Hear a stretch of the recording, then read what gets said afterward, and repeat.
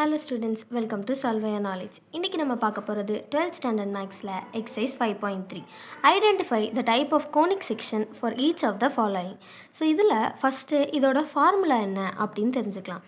ax square plus bxy plus cy square plus dx plus ey plus f equal to 0. இப்படிங்கிறது தான் general form of equation. நம்மளுக்கு என்ன equation கொடுத்தாங்கனாலும் அதோட general form இதுதான். இதில் ஒருவேளை a equal to சியாக இருந்து b equal to 0வாக இருந்தால் இது ஒரு சர்க்கிள். ஏஆர்சி ஈக்குவல் டு 0, அதாவது ஏதாவது ஒன்று 0வாக இருந்து பியும் 0வாக இருந்தால் இது பேரபோலா.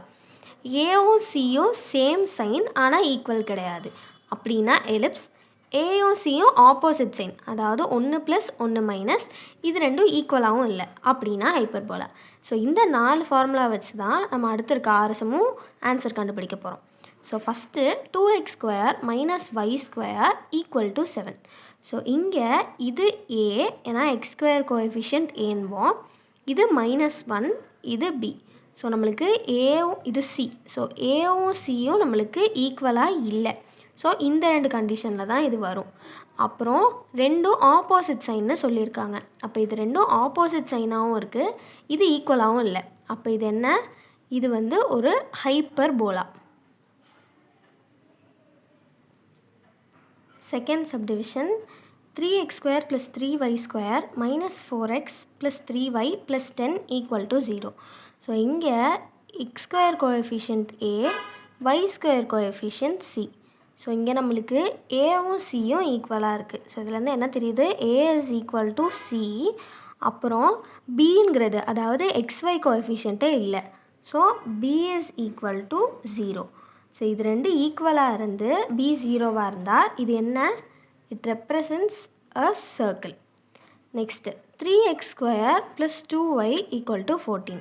ஸோ இங்கே இது a, இது c. ஸோ இதில் என்ன? ஏவும் சியும் ஈக்குவலாக இல்லை. அப்புறம் இதோட சைன் எப்படி இருக்குது? சேம் சைனாக இருக்குது. ஏ அண்ட் சி சேம் சைனாக இருக்குது. ஸோ இப்படி இருந்தால் இந்த கண்டிஷனுக்கு நம்மளுக்கு என்ன வரும்? எலிப்ஸ். நெக்ஸ்ட்டு ஸோ இதோட கோஎஃபிஷியன்ட் 1 a, இதோட கோஎஃபிஷியன்ட் 1 c. ஸோ இதில் நம்மளுக்கு ஏவும் சியும் ஈக்குவலாக இருக்குது.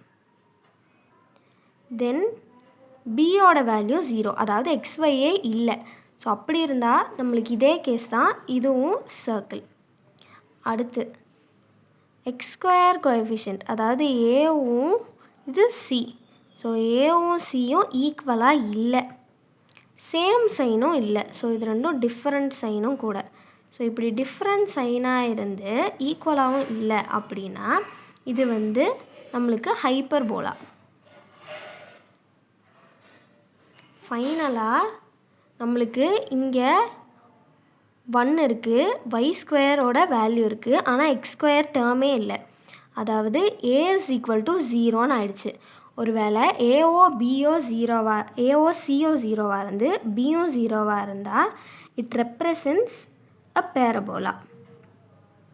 ஸோ இந்த 4 ஃபார்மேட் மட்டும் நமக்கு தெரிஞ்சிருச்சுன்னா இந்த ஆர்எஸ்எம்மும் ஈக்குவலாக ஈஸியாக போட்டுடலாம். ஸோ இது 4 மட்டும் தரோ பண்ணிவிட்டு இதுக்கு ஆன்சர்ஸ் எழுதணும்.